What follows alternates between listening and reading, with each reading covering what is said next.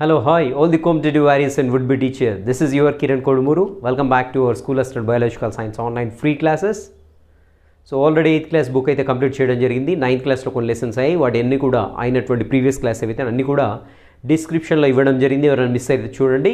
So మనకి 9th క్లాస్లో వచ్చేసి బయోడైవర్సిటీ లెసన్లో ఆల్రెడీ మనకి క్లాసిఫికేషన్లో మొక్కల గురించి మోనీరా రాజ్యము, అదేవిధంగా శిలీంధ్రాల గురించి, ప్రోటిస్టా గురించి చూడడం జరిగింది. సో ఈరోజు వచ్చేసి ఈ యొక్క జీవంలో ఉండేటువంటి జంతురాజ్యం ఏదైతే ఉందో యానిమాలియా. సో యానిమాలియా యొక్క వర్గీకరణ ఏంటి చూద్దాము ఒకసారి.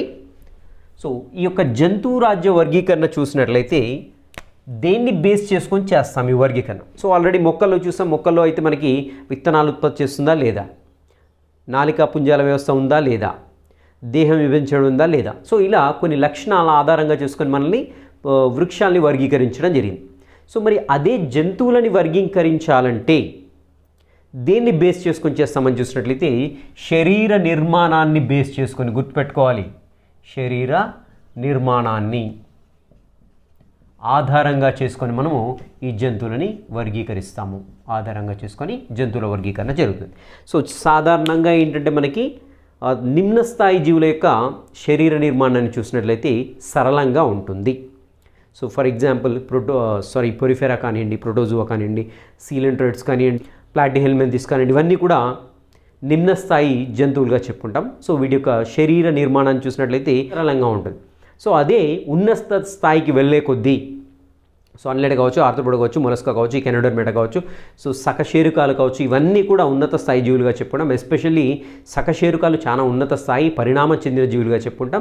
వీటి యొక్క శరీర నిర్మాణం చూసినట్లయితే చాలా సంక్లిష్టంగా ఉంటుంది. సో ఇలా ఈ యొక్క శరీర నిర్మాణాన్ని బేస్ చేసుకొని మనము జంతువులని వర్గీకరించడం జరుగుతుంది. Is it clear? రైట్. చూద్దాం నెక్స్ట్ ఈ జంతువుల యొక్క వర్గీకరణలో చూసినట్లయితే ముందుగా మనము పొరిఫెరా గురించి చెప్పుకుంటాం.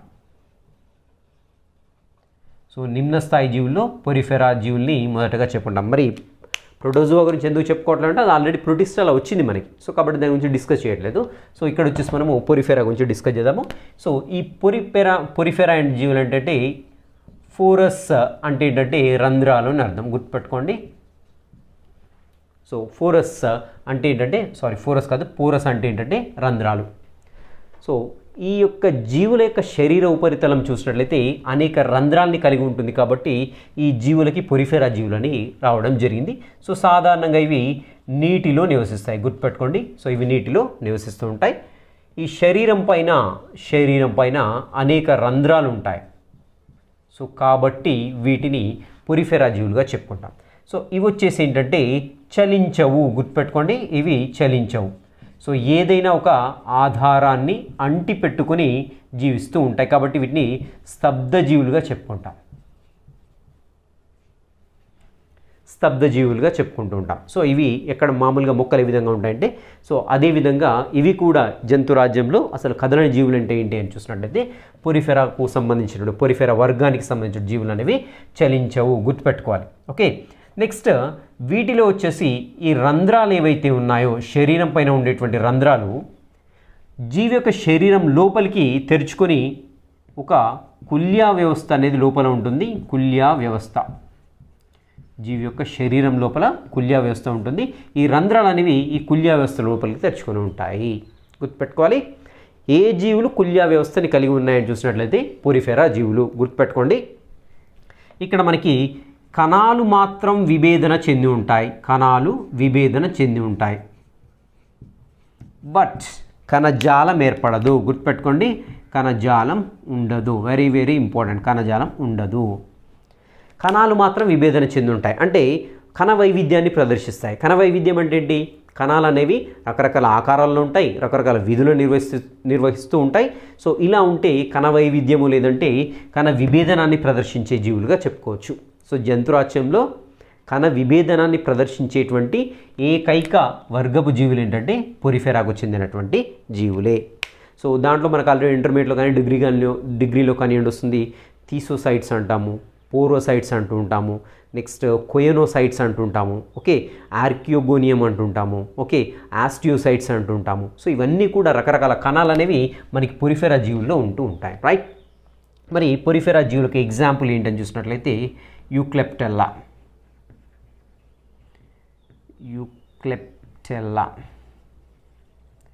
సైకాన్. సో ఇలాంటి స్పంజికలు, వీటన్నిటిని ఏమంటామంటే స్పంజికల్గా చెప్పుకుంటుంటాము. సో ఇలా యూక్లెప్టల్లో ఒకటి ఎగ్జాంపుల్ ఇవ్వడం జరిగింది, సైకాన్ అనేది ఒకటి ఎగ్జాంపుల్ ఇవ్వడం జరిగింది. సో ఈ మాకు కూడా చెప్పుకుంటాము.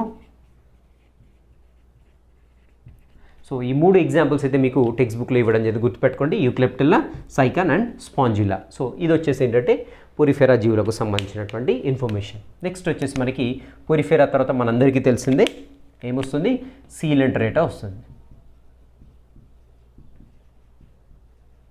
సీలెంటరా జీవులు, రైట్. సీలెంటరేటా జీవులు, వీటిని ఇంకా మనము నిడేరియా అని కూడా అంటాం. నిడేరియా ఎందుకంటామంటే నీడోబ్లాస్ట్ అనేటువంటి సెల్స్ ఉంటాయి కాబట్టి వీటిని నిడేరియా జీవులుగా చెప్పుకుంటాం. సో ఇక్కడ ఈ జీవులకు వచ్చేసరికల్లా ఏంటంటే మనకి కణజాలం, మొట్టమొదటిసారిగా కణజాలం ఏర్పడినటువంటి జీవులు ఏవంటే సీలెంటరేటా జీవులు. మరి ఇవి ఎక్కడ ఉంటాయని చూసినట్లయితే నీటిలో నివసిస్తూ ఉంటాయి, నీటిలో నివసించేటువంటి జీవులు. సో ఇవి ఏకాంతంగా అయినా ఉంటాయి, గుర్తుపెట్టుకోండి ఏకాంతంగా. దీనికి ఉదాహరణ వచ్చేసి మనకి హైడ్రా కావచ్చు, జెల్లీ ఫిష్ కావచ్చు, జెల్లీ ఫిష్ కావచ్చు. ఇవి ఏకాంతంగా కానీ సాలిటరీ అంటాము, లేదంటే కలోనియల్గా అంటే సమూహాలుగా కూడా ఉంటాయి, ఉంటూ ఉంటాయి అన్నమాట, రైట్. సో మరి ఈ సీలెంటరా జీవి యొక్క లోపలి భాగాన్ని చూసినట్లయితే ఒక మొత్తం కూడా కుహరం మాదిరిగా ఉంటుంది. సే ఫర్ ఎగ్జాంపుల్ ఇప్పుడు హైడ్రా తీసుకున్నాం అనుకోండి, ఇది హైడ్రా అనుకున్నట్లయితే ఈ హైడ్రా లోపలి భాగంలో చూసినట్లయితే మొత్తం కూడా ఒక కుహరం ఉంటుంది. దీన్ని వచ్చేసి మనము జఠర ప్రసరణ కుహరము అంటాం, జఠర ప్రసరణ కుహరం. దీన్ని ఇంగ్లీష్లో సీలెంటరాన్ అంటాం, సీలెంటరాన్. సో సీలెంటరాన్ ఉండడం వల్లే ఈ జీవులకి ఏంటంటే మనకి సీలెంటరేటా అనేటువంటి పేరు రావడం జరిగింది. సో దీని యొక్క దేహాన్ని చూసినట్లయితే దేహంలో 2 స్తరాలు ఉంటాయి, గుర్తుపెట్టుకోండి 2 స్తరాలు ఉంటాయి కాబట్టి వీటిని డిప్లోబ్లాస్టిక్ ఆర్గానిజమ్స్ అంటాం, డిప్లోబ్లాస్టిక్.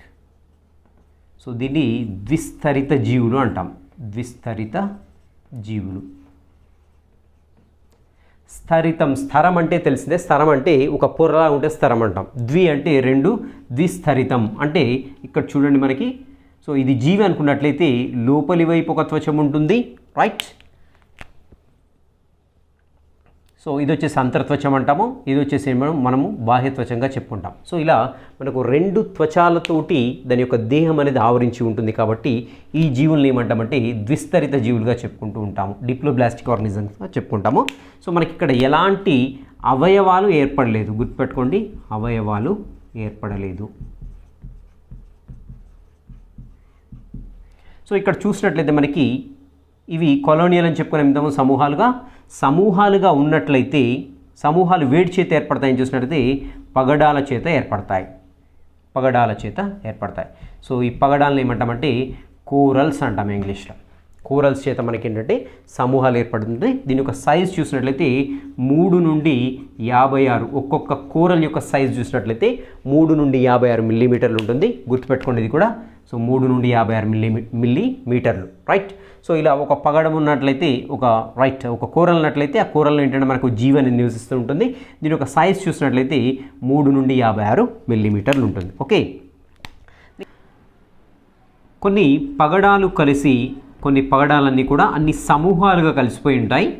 సో ఇలా సమూహాలుగా కలిసిపోతే దీన్ని పగడాల దీవిగా చెప్పుకుంటాం, పగడాల దీవి లేదంటే పగడాల దిబ్బగా చెప్పుకుంటాము. సో దీన్ని ఇంగ్లీష్లో చూసినట్లయితే కోరల్ రీఫ్గా అంటాం, దీన్ని కోరల్ రీఫ్ అంటాం, కోరల్ రీఫ్. సో మరి ఇది ఎన్ని చదరపు కిలోమీటర్లు ఉంటుందని చూసినట్లయితే కొన్ని చాలా అతి పెద్ద పగడాల దీవులను ఏర్పరుస్తుంటాయి, పెద్ద కోరల్ రీఫ్లు ఏర్పరుస్తుంటాయి. ఆల్మోస్ట్ దాదాపుగా ఇవి 1800 చదరపు కిలోమీటర్ల అంత పెద్ద పగడాల దీవులు కూడా ఏర్పరుస్తుంటాయి. మనందరికీ తెలిసింది గ్రేట్ బ్యారియర్ రీఫ్స్ కానివ్వండి, ఫ్రింజింగ్ రీఫ్స్ కానివ్వండి. సో రకరకాల రీఫ్లు అనేవి మనకు డిగ్రీ స్టాండర్డ్లో వస్తూ ఉంటాయి. సో ఇది వచ్చేసి కంప్లీట్గా మనకి సీలెంట్రేటా ఆర్ నిడేరియా గురించినటువంటి ఇన్ఫర్మేషన్. నెక్స్ట్ చూద్దాం ఏంటో నెక్స్ట్ వచ్చేసి ప్లాటీ హెల్మెంతిస్. సో వీటిని మనం ఏమంటామంటే ఫ్లాట్ వామ్స్ లేదంటే బల్లపరుపు పురుగులు అంటాం. బల్లపరుపు పురుగులు అంటాం. లేదంటే టేప్ వామ్స్ అని కూడా అంటాం. వీటిని టేప్ వామ్స్ అని కూడా అంటాం. ఎందుకంటే ఇవి వీటి యొక్క శరీరాన్ని చూసినట్లయితే పైనుంచి క్రింది నుంచి అంటే పృష్ఠభాగం కానివ్వండి, కింది నుండి ఒడిసే ఉదర భాగం కానీ రెండు కూడా ఇలా ఒత్తినట్టుగా ఆకు మాదిరిగా ఉంటాయి, పలుచగా ఉంటాయి. కాబట్టి వీటిని బల్లపరుపు పురుగులుగా చెప్పుకుంటూ ఉంటాం. రైట్. సో మరి ఈ జీవులను చూసినట్లయితే ఇవి త్రిస్తరిత జీవులు, గుర్తుపెట్టుకోవాలి, త్రిస్తరిత జీవులు. సో మొట్టమొదటి త్రిస్తరిత జీవులు జంతురాజ్యంలో ఏవని చూసినట్లయితే ప్లాటిహెల్మింథస్ జీవులు. సో దీంట్లో వచ్చేసి మనకు తెలిసిందే బాహ్యస్తరము, మధ్యస్తరము, నెక్స్ట్ అదేవిధంగా అంతరస్తరం ఉంటుంది. ఎండోడర్మిస్, మీసోడర్మిస్, ఎపిడర్మ్. సో ఎండోడర్మ్, మీసోడర్మ్, ఎపిడర్మ్ 3 స్తరాలనే ఉంటాయి. కాబట్టి వీటిని త్రిస్తరిత జీవులుగా చెప్పుకుంటూ ఉంటాం. మరి ఎక్కడ ఉంటాయని చూసినట్టయితే కొన్నేమో స్వేచ్ఛగా నివసిస్తుంటాయి, కొన్ని వచ్చేసి మనకి పరాన్న జీవులుగా ఉంటాయి. సో పరాన్న జీవులు చూసినట్లయితే టీనియా సోలియం కావచ్చు. ఓకే, స్వేచ్ఛా జీవులు చూసినట్లయితే ప్లనేరియా వంటి జీవులు స్వేచ్ఛగా నివసిస్తుంటాయి, వేరే వాటిపైన ఆధారపడకుండా జీవిస్తూ ఉంటాయి. సో మరి ఇంకా ఈ ప్లాటిహెల్మింథస్ జీవులను చూసినట్లయితే వీటిలో ద్విపార్శ్వ సౌష్ఠవం ఉంటుంది. ద్విపార్శ్వ సౌష్ఠవం. సో బైలాటరల్ సిమెట్రీ అంటాం. బైలాటరల్ సిమెట్రీ అంటే ఏంటి? ఫర్ ఎగ్జాంపుల్ ఇక్కడ మనకి ఒక ఫ్యాషియోలా హెపాటిక్ అని తీసుకుందాం. సో ఫ్యాషియోలా హెపాటిక్ ఎలా ఉంటుంది? This is one of the examples for the platyhelminthes organism. So fasciola hepatic ఎలా ఉంటుంది? సో దీన్ని నిలువుగా మనం ఖండించినప్పుడు, నిలువుగా ఇట్లా కోత కోసినప్పుడు, నిలువుగా ఒక మధ్య అక్షం నుండి కోత కోసినప్పుడు 2 సమాన భాగాలు ఉంటాయి. ఈ భాగం ఈ భాగం రెండు కూడా మిర్రర్ ఇమేజెస్గా ఉంటాయి అన్నమాట, బింబ ప్రతిబింబాలుగా ఉంటాయి. సో ఇలా ఉన్నట్లయితే ఏదైనా ఒక జీవిని నిలువుగా ఖండించినప్పుడు 2 సమాన అర్ధ భాగాలుగా విడిపోయినట్లయితే, మిర్రర్ ఇమేజెస్గా ఉన్నట్లయితే ద్వి అంటే 2 పార్శ్వాలు, అంటే ఇదొక పార్శ్వం ఇదొక పార్శ్వం. మనం ఇలా కట్ చేసామనుకోండి, ఇదొక పార్శ్వం అవుతుంది ఇదొక పార్శ్వం అవుతుంది. రైట్. ద్విపార్శ్వ సౌష్ఠవము అంటాం అనమాట. సో బైలాటరల్ సిమెట్రీగా చెప్పుకుంటాం. సో ఈ జీవులు ప్లాటిహెల్మింథస్ జీవులు అనేవి ద్విపార్శ్వ సౌష్ఠవాన్ని ప్రదర్శిస్తూ ఉంటాయి. నిమటోడా లేదంటే నిమాటిహెల్మింథస్గా చెప్పుకుంటాం. నిమాటిహెల్మింథస్. సో ఇక్కడ చూడండి, మనకి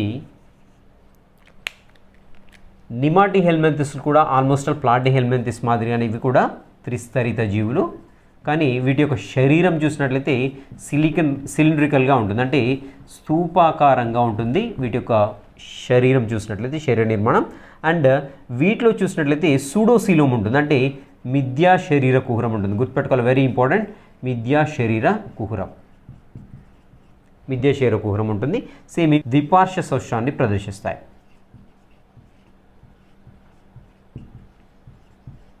వీటికి ఉదాహరణగా మనం చెప్పుకోవచ్చు. సో బోధ పురుగు అంటాము, బోధకాలను కలుగజేసేటువంటి పురుగు, పురుగు ఉంటుంది. నెక్స్ట్ నులి పురుగులు ఉంటాయి. నులి పురుగులు అంటే చిన్న ప్రేగుల్లో నివసించేటువంటి చిన్న సన్నని పొడవైనటువంటి తెల్ల ఉంటాయి, అవి ఎలిక పాములు అంటుంటాము. సో ఈ నులి పురుగులు కావచ్చు, వీటికి ఎగ్జాంపుల్స్. నులి పురుగులు వచ్చేసి రకరకాలుగా ఉంటాయి. సో మనకి బుక్లో ఇచ్చింది ఆస్కారిస్ లుంబ్రికాయిడిస్ ఇవ్వడం జరిగింది. ఆస్కారిస్ లుంబ్రికాయిడిస్. సో ఇది వచ్చేసేమో ఉకరేరియా బ్యాంక్రాఫ్టీ.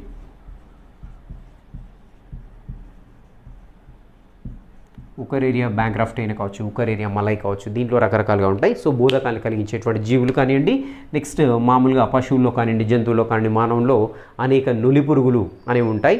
సో అవన్నీ కూడా మనకి నిమటోడా వర్గానికి చెందినటువంటి జీవులే. నెక్స్ట్ చూద్దాం, ఇంకా మనకి నిమటోడా తర్వాత మనందరికీ తెలిసిందే అనిలిడా జీవులు. సో ఇక్కడ గుర్తుపెట్టుకోవాల్సిన నిమటోడాలో బాగా గుర్తుపెట్టుకోండి, మిథ్యా శరీర కుహరం ఉంటుంది ఇక్కడ. సో మిథ్యా శరీర కుహరం అంటే ఏంటి? శరీర కుహరం ఎందుకు ఇంపార్టెన్స్ ఇస్తాం వర్గీకరణలో చూసినట్లయితే, సో జీవులు ఎప్పుడైతే అభివృద్ధి చెందుతుంటాయో కణము, నెక్స్ట్ కణాల వ్యవస్థ, కణజాల వ్యవస్థ, నెక్స్ట్ అవయవ వ్యవస్థలు ఏర్పడుతుంటాయి. సో మరి అవయవ వ్యవస్థలు ఏర్పడినప్పుడు, శరీరంలో ఒక అవయవం ఏర్పడినప్పుడు, ఆ అవయవం అభివృద్ధి చెందడానికి శరీరంలో ఖాళీ ప్రదేశం ఉండాలి. గుర్తుపెట్టుకోండి, ఆ ఖాళీ ప్రదేశం ఉంటేనే ఆ అవయవ వ్యవస్థ అనేది ఆ ఖాళీ ప్రదేశంలో ఉంటుందన్నమాట. సో అందుకని మనం ఏంటంటే ఈ యొక్క శరీర కుహరానికి చాలా ఇంపార్టెన్స్ ఇస్తుంటాం. క్లాసిఫికేషన్లోనైనా జీవ పరిణామంలోనైనా శరీర కుహరానికి ఇంపార్టెన్స్ ఎందుకు ఇస్తామంటే అవయవస్థలు ఉండటానికి కావాల్సినటువంటి ప్లేస్ని ప్రొవైడ్ చేస్తూ ఉంటాయన్నమాట. ఇక్కడ చూద్దాం. నెక్స్ట్ వచ్చేసి అనిలిడా జీవులు. సో శరీరము మనకి వలయాల మాదిరిగా ఉంటుంది. వలయాల మాదిరిగా శరీర ఖండితాలు అనేవి ఉంటాయి, గుర్తుపెట్టుకోండి. నెక్స్ట్ ఇక్కడ చూసినట్లయితే మనకి వృక్కాల ద్వారా విసర్జన జరుగుతుంది.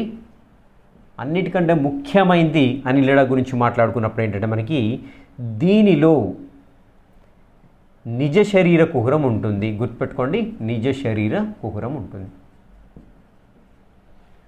నిజ శరీర కుహరం అనేది అనిలిడా జీవులు. మొట్టమొదటి నిజ శరీర కుహర జీవులు ఏమని చూసినట్లయితే అనిలిడా జీవులు. మిథ్యా శరీర కుహర జీవులు అంటే నిమటోడా జీవులు. శరీర కుహర రహిత జీవులు ఏమంటే ప్లాటిహెల్మింథెస్. 3 త్వచాలు ఉండి శరీర కుహరం ఉండనటువంటి జీవులు ఏంటంటే ప్లాటిహెల్మింథెస్, రైట్. సో ఇక్కడ అనిలిడా జీవులు వచ్చేసి నిజ శరీర కుహరం అనేది ఉంటుంది. సో గుర్తుపెట్టుకోండి. వీటి ఎగ్జాంపుల్ వచ్చేసి వానపాము కావచ్చు, నెక్స్ట్ జలగ. సో ఇవి రెండు కూడా మన బుక్లో ఎగ్జాంపుల్స్ ఇవ్వడం జరిగింది. సో అనిలిడాకు చెందినటువంటి జీవులు. సో వీటిలలో మనకి దేహం అనేది మెత్తగా ఉంటుంది, గుర్తుపెట్టుకోండి. సో ఇది వచ్చేసి అనిలిడా. నెక్స్ట్ చూసినట్లయితే మనకి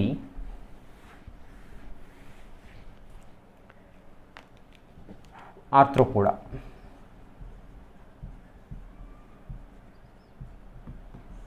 సో ఆర్థ్రోపోడా చూసినట్లయితే ఆర్థ్రో అంటే మనకు తెలిసింది కీలు, పోడా అంటే ఏంటంటే కాళ్ళు.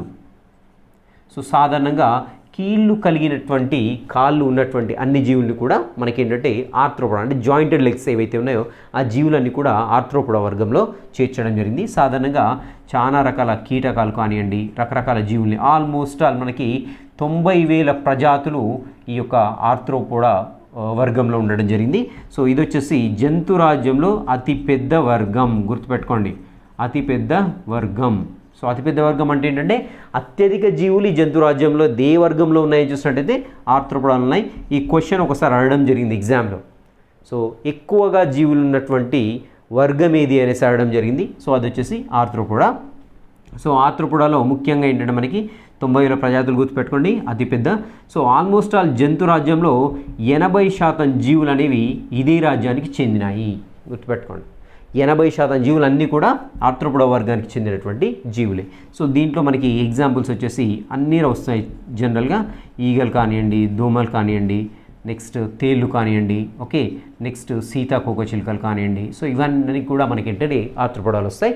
సో ఆర్థ్రోపోడా జీవుల్లో శరీరాన్ని చూసినట్లయితే మనకి తల, ఉర భాగము, నెక్స్ట్ ఉదర భాగంగా 3 భాగాలుగా డివైడ్ అయ్యింది, గుర్తుపెట్టుకోండి. సో తల, హెడ్, ఉర భాగం అంటే థొరాక్స్ అండ్ ఉదర భాగం అంటే మనకి ఏంటంటే అబ్డామెన్. సో ఇలా ఆర్థ్రోపోడా జీవుల్లో మనకి 3 భాగాలుగా విభజించబడి ఉన్నది. సో ఇది వచ్చేసి ఆర్థ్రోపోడా. నెక్స్ట్ చూద్దాం మనము. సో నెక్స్ట్ వర్గం చూసినట్టయితే మనకి మొలస్కా. మొలస్కా అంటే మామూలుగా ఏంటంటే మనకి మెత్తటి దేహం కలిగినటువంటి జీవులు. సో మెత్తని దేహం కలిగినటువంటి జీవులన్నింటినీ కూడా ఏంటంటే మొలస్కాలో చేర్చడం జరిగింది. సో ఇక్కడ మొలస్కాలో వచ్చేసి మూత్రపిండం ప్రాథమిక రకానికి చెందిన, సరే ఇది వద్దులేండి పాయింట్ అవసరం లేదు, మనకి ఇంటర్మీడియట్కి వెళ్ళినప్పుడు తెలుస్తుంది. ఇది మొలస్కాలో వచ్చేసి మనకి ఏంటంటే మెత్తని దేహం చేతి ఏర్పడుతుంది. వీటి యొక్క చలనం వచ్చేసి పాదం అనేటువంటి నిర్మాణం చేత జరుగుతుంది, గుర్తుపెట్టుకోవాలి, ఇంపార్టెంట్ పాయింట్ ఇది. సో మొలస్కాలో ఎలా జరుగుతుంది చలనం అని చూసినట్టయితే పాదం అనేది కండరయుతంగా ఉంటుంది. ఇక్కడ వచ్చేసి మనకి శరీర కుహరం నిజమైన శరీర కుహరమే, బట్ కుంచుకుపోయి ఉంటుంది. శరీర కుహరం అనేది కుంచుకుపోయి ఉంటుంది. కుంచుకుపోయి కొన్ని ఆర్గాన్స్కి మాత్రమే పరిమితమై ఉంటుంది అనమాట. శరీర కుహరం శరీరం మొత్తంలో ఉండకుండా కొన్ని ఆర్గాన్స్కి మాత్రమే పరిమితమై ఉంటుంది. నెక్స్ట్ చూసినట్లయితే మొలస్కాలో మనకి వివృత రక్త ప్రసరణ ఉంటుంది. సో వివృత రక్త ప్రసరణ అంటే ఓపెన్ సర్క్యులేటరీ సిస్టమ్ అంటాం. ఓపెన్ సర్క్యులేటరీ సిస్టమ్గా చెప్పుకుంటుంటాము. సో ఆల్రెడీ వివృత అనేది మనకి లాస్ట్ సెషన్లో కూడా వివృత అనేటువంటి వర్డ్ వచ్చింది. వివృత అంటే ఓపెన్ అంటే వివృత బీజాలు అంటే ఓపెన్గా ఉంటాయి. ఆ బీజాలు అనేవి ఫలం యొక్క బయటి భాగంలో ఉంటాయని లాస్ట్ క్లాస్లో చెప్పడం జరిగింది. ఇక్కడ ఒక వివృత రక్త ప్రసరణ అంటే ఏంటంటే మనకి రక్తం అనేది జనరల్గా రక్తనాళాల్లో ప్రవహిస్తూ ఉంటుంది. సో ఇలా కాకుండా మనకి రక్తం కోటరాల్లో ఉంటుంది. అంటే శరీరంలో మనకు అక్కడక్కడ ఖాళీ ప్రదేశాలు ఉంటాయి. వీటిని వచ్చేసి సైనస్లు లేదంటే కోటరాలు అంటాం. సో ఆ రక్త కోటరాలలో రక్తం ప్రవహిస్తే దాన్ని ఏమంటామంటే వివృత రక్త ప్రసరణగా చెప్పుకుంటాం. సో జనరల్గా మొలస్కాలో వచ్చేసి మనకి వివృత రక్త ప్రసరణ ఉంటుంది. బట్ అన్లేడాలో చూసినట్లయితే సంవృత రక్త ప్రసరణ వ్యవస్థ ఉంటుంది. గుర్తుపెట్టుకోండి. సో మనకి నత్త పైలా గ్లోబోసా అంటాము. నెక్స్ట్ ఇంకా చూసినట్లయితే మనకి కోమటి సంచి అని ఇవ్వడం జరిగింది. గుర్తుపెట్టుకోండి, వెరీ ఇంపార్టెంట్. కోమటి సంచి అంటే లాలిగో. సో లాలిగోని కోమటి సంచి అంటాము. బాగా గుర్తుపెట్టుకోండి. సో ఇలాంటి వాటి నుండే మనకి క్వశ్చన్లను తయారు చేస్తూ ఉంటారు. నెక్స్ట్ ఇంకా చూసినట్లయితే మనకి ఆయిస్టర్స్, పర్ల్ ఆయిస్టర్స్ అంటాం కదా. మనకి ముత్యాలు ఏర్పడేటువంటి కొన్ని జీవులు ఉంటాయి, వాటి పర్ల్ ఆయిస్టర్గా చెప్పుకుంటాం. సో అలాంటి జీవులన్నీ కూడా మనకి ఏంటంటే మొలస్కాలో చేర్చడం జరిగింది. నెక్స్ట్ వచ్చేసి ఇఖైనోడర్మేటా.